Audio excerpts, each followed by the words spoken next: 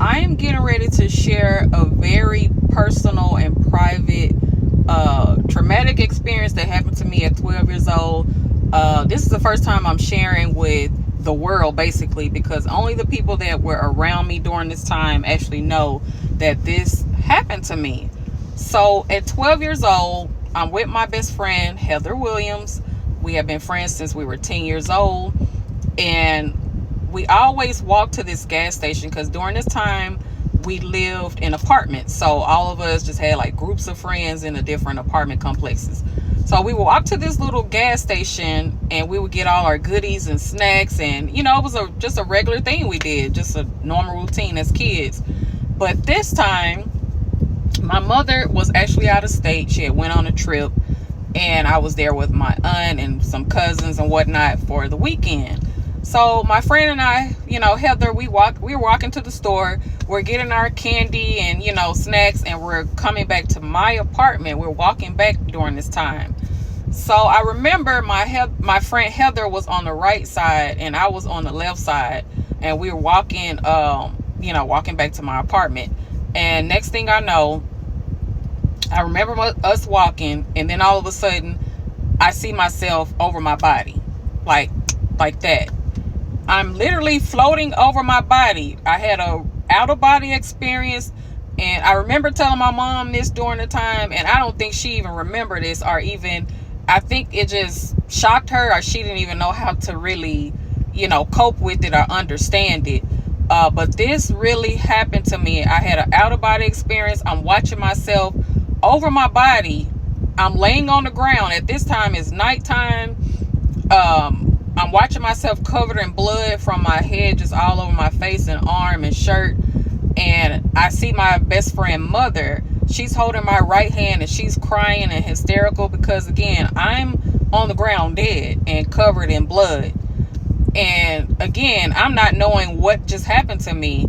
And all of a sudden I see like all of these people from all the apartment areas. They're crowded around me. Police lights, I see police car like on the distance. I'm seeing this stuff out of my body. And then all of a sudden this angel, huge white angel, never got to see this angel face, but huge white angel standing I was on the right side of the angel, and he takes me I'm watching my family. So it's like I went from watching myself on the ground to watching my cousins. And it was a holiday. It had to be Christmas time. So I'm watching my cousins. They're opening up gifts. They're sitting in a circle, opening up gifts and having a good time and, playing with their toys. And I'm asking the angel, like, what's going on? Why am I not with my cousins? And, like, what's happening? And he's like, I'm going to tell you soon. But, let me show you, like the next level. Let me show you where I'm about to take you next. So all of a sudden I went from seeing my cousins to now I'm at the throne. I'm like at the throne of God. And I never got to see God's face, but I got to hear his voice. He was talking to me, and this room was just pure white. Just pure white. And it's like a feeling that you cannot express. I cannot explain the peace and the blissfulness and the warmth that you feel. You will never feel this here on earth. Only in heaven will you experience this type of feeling. But it was a place where I did not want to leave. I went from being frantic and trying to figure out what was happening to where I didn't want to leave this place. And next thing I know, God is talking to me and telling me that, hey, you died, in a car accident. And I'm like, what? And I'm kind of stunned. And I'm like, will my family miss me? Will they be okay? How's my mom gonna, deal and cope with this? And I'm just asking God all of these questions. And then all of a sudden I just had that peaceful feeling where I didn't want to go. And then I started saying, God, please don't make me go. Please don't make me go. Don't send me back. Don't send me back. I just want to stay here with you. And I'm begging God like over and over. And God said, you can't stay. It's not your time yet. You have to go back. And I'm begging and begging. And before I could try to beg again, all of a sudden, like this, at the flash, the blink of an eye, I'm back in my body. And next thing I know, I go from laying on the ground flat to where I just popped up sitting like this straight. And my friend mother, she's screaming and like, oh my God. And she's like, she's happy that I'm back conscious and stuff. So all of a sudden EMT, they arrive, they run to me and they're like, don't turn your neck, because they were trying to make sure that I would paralyze myself, or they were just in freak out mode, and they like grabbed my neck so I wouldn't turn, and they ran and grabbed like a neck brace. And I just feel all of this cold blood, and I just feel blood all over my arm.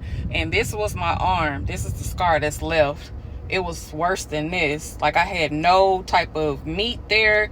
You could see bone and just tendon and muscle just open. And I was just shocked that they even got to close it. But I had staples and stitches for days in that arm. And I was in complete shock. I couldn't feel any pain at first, but I was in complete shock. I didn't know that I had broken my neck in 2 places. And again, I'm 12 years old and I'm just kind of numb, trying to figure out, like, how did this happen? I just went from the store, my best friend, walking on the sidewalk, to, basically dying. And I know I probably was dead over 15 minutes because my best friend Heather had to run and go get help. She ran to her house. She ran to my apartment, to get family.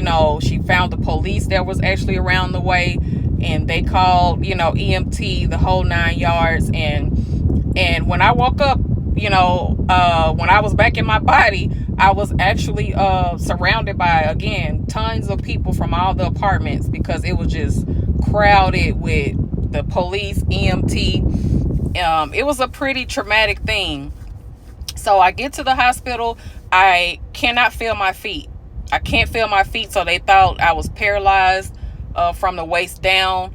And I thought I was too. And here I am, 12 years old, praying to God, please, God, don't let me be paralyzed. Because I was like a track person. I ran track. If you seen me as a kid, I always ran track. I was racing against all the neighborhood boys, and that was just me. I was a tomboy. So I was praying to God, like, I have dreams, God, of, running track and in high school when I get there, and the whole 9 yards. And so they're running, this little pin thing against my feet. Like, can you feel it? Can you feel it? And I'm like, no, I can't feel my feet. I can't feel my toes and whatnot. So I'm just praying. Nobody knew I was praying to God this whole time. Like, God, just give me another chance, please. I don't want to be paralyzed. And then next thing I know, later that night, I started to regain, feeling back in my legs and feet, and I could feel my toes and everything. So I knew that was a miracle from God. But I had to go through this thing where they screwed a metal thing on this side and this side, and it was like a weight, and I had to lay down for a week straight. And I think it's called scaling. So I'm gonna show a picture of that. And it literally pulls like your neck. It's like tension trying to straighten out your neck, because I had 2 slip vertebrae. So I had broken my neck in 2 places.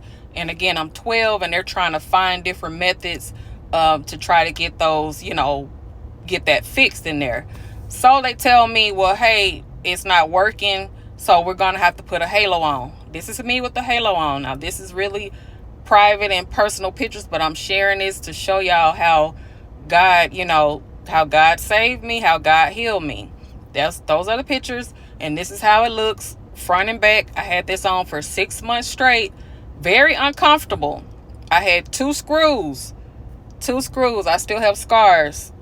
2 screws here, 2 screws there. So I had 4 screws in my skull. I'm telling y'all, the pain it was, oh my God, worse than childbirth. So I have the halo on for 6 months. I'm homeschooled for a year. I had to learn how to walk again. I was in the hospital for over a month, guys. I died at 12 years old, and God told me, not yet. He sent me back in my body, and here I am at 40 years old. Now I'm spreading the word of God. I'm doing ministry. So I want to let you guys know, for those who think God is not real, God is real. And I was at the throne of God at 12 years old, And he told me later in life that I was a chosen one and